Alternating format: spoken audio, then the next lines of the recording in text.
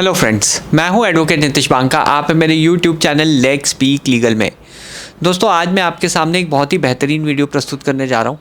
आज मैं दोस्तों ये बताने जा रहा हूं कि 498A की चार्जशीट में ऐसी क्या गलती होती है जिससे जो है आपका जो है केस एक्विटल हो जाएगा। बिल्कुल ये गलती क्या होती है और ये जो है एक झूठे केस की भी पहचान होती है। तो आज हम इसके बारे में डिस्कस करेंगे थोड़ा डिटेल में, और आप इस चीज़ का फ़ायदा कैसे उठा सकते हो वो भी मैं डिस्कस करूँगा। दोस्तों, जनरली 498A का केस आपके ऊपर फाइल क्यों किया जाता है? ताकि आपके ऊपर प्रेशर पड़े कि आप जो है सेटलमेंट पे आओ, या पुलिस का एक क्रिमिनल केस चलेगा तो आपका करियर भी इफ़ेक्ट होगा। पेरेंट्स को जो है फिज़िकली कोर्ट आना पड़ेगा और आपको भी फिज़िकली कोर्ट जाना पड़ेगा, क्योंकि क्रिमिनल केस है तो बहुत ही ज़्यादा जो है हैरेसमेंट होती है पेरेंट्स और रिलेटिव्स की और इवन हस्बैंड की।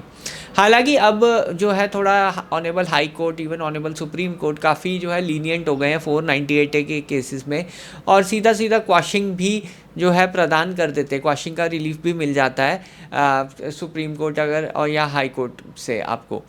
पर हर केस में क्वाशिंग पॉसिबल नहीं होती। मैं ये कहूँगा कि 80 से 90% केसेस जो है क्वाश के लायक ही नहीं है, एलिजिबल ही नहीं है। अब आप कहेंगे ये तो जी फॉल्स केस है, फ्रिवलस केस है, फिर भी जो है क्वाशिंग नहीं हो रही है। देखिए, आपके जो मन में है ना थोड़ी सी मिसकंसेप्शन है क्वाशिंग को लेके।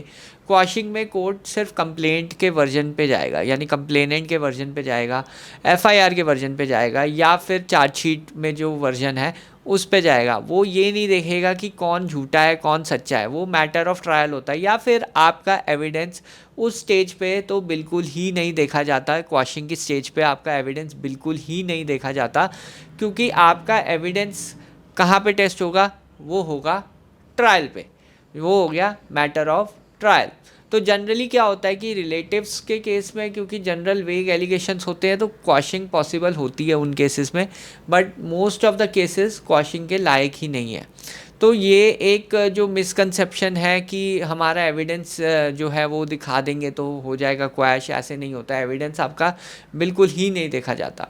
इवन आप डिस्चार्ज के लिए जाएंगे तब भी आपका एविडेंस नहीं देखा जाएगा। डिस्चार्ज की स्टेज पे भी कोर्ट जो है जो स्टेटमेंट कंप्लेनेंट ने पुलिस को दी है वो चीज़ नहीं देखेगा कोर्ट, और सीधा चार्जेस फ्रेम करेगा और कहेगा वकील साहब ये तो मैटर ऑफ ट्रायल है, क्रॉस एग्जामिनेशन करो, एग्जामिनेशन इन चीफ करो। अब प्रॉब्लम क्या होती है, ट्रायल में लगता है बहुत ज़्यादा टाइम, इसलिए लोग जो है क्वाशिंग प्रेफर करते हैं कि क्वाशिंग के लिए चले जाएं।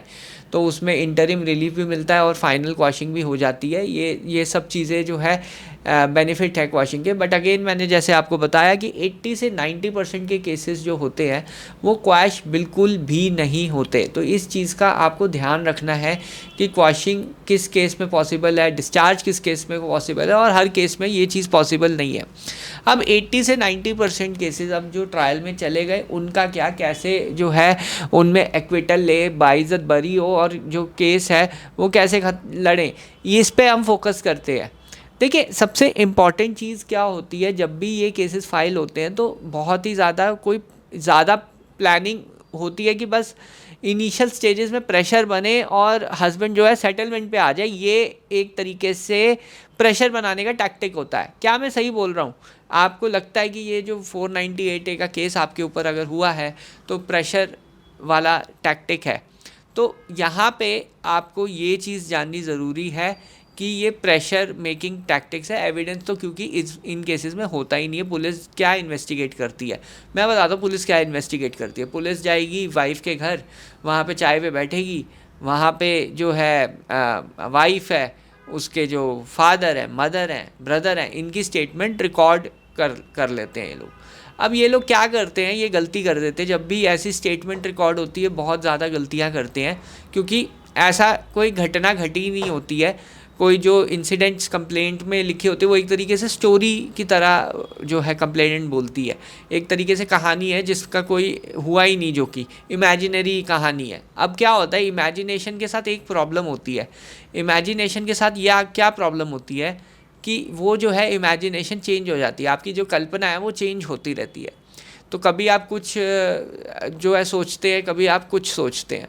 तो जब थोड़ा टाइम बीत जाता है तो ऑब्वियसली वाइफ को पता है कि उसके साथ जब कुछ नहीं हुआ तो कहानी के तरह वो कहानी भूल जाती है कि जब वो स्टेटमेंट दे रही है एफआईआर में, वो चीज़ भूल जाती है, वो कहानी भूल जाती है एक तरीके से। हाँ, अगर उसके सामने वो पेपर पढ़ा है, एफआईआर पढ़ी है, चार्जशीट पढ़ी है, तब तो वो स्टेटमेंट इजीली रिपीट कर सकती है।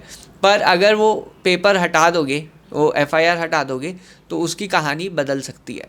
तो क्या होता है कि जब भी 161 की स्टेटमेंट रिकॉर्ड होती है, तब वो अलग ही वर्जन दे देती है पुलिस को कि जो घटना घटी होती है उससे बिल्कुल अलग होता है। तो एक बस कमेंट कीजिए कि आपकी चार्जशीट में ये चीज़ अलग है। 161 की जो स्टेटमेंट है और जो कंप्लेंट है, 2 मिनट का समय निकालिए, या तो आपको पता ही होगा, आपकी चार्जशीट निकाल के आप चेक करिए, पॉज कीजिए वीडियो को, 2 मिनट में मेरे को बताइए कि यार चार्जशीट में जो लिखा हुआ है और जो 161 के बयान है वो बिल्कुल अलग अलग है।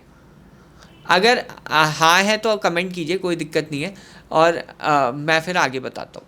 देखिए, अब यहाँ पे क्या हुआ है कि जब स्टेटमेंट उसने अलग अलग दे दी है, दोनों वर्जन अलग अलग है, तो आपकी ड्यूटी क्रॉस एग्जामिनेशन में ये बनती है कि अगर वो कोई स्टेटमेंट दे रही है कोर्ट में क्या होता है कि फ़ाइल उसे पढ़ाई जाती है और कंप्लेंट जो है रटवाई जाती है एक तरीके से।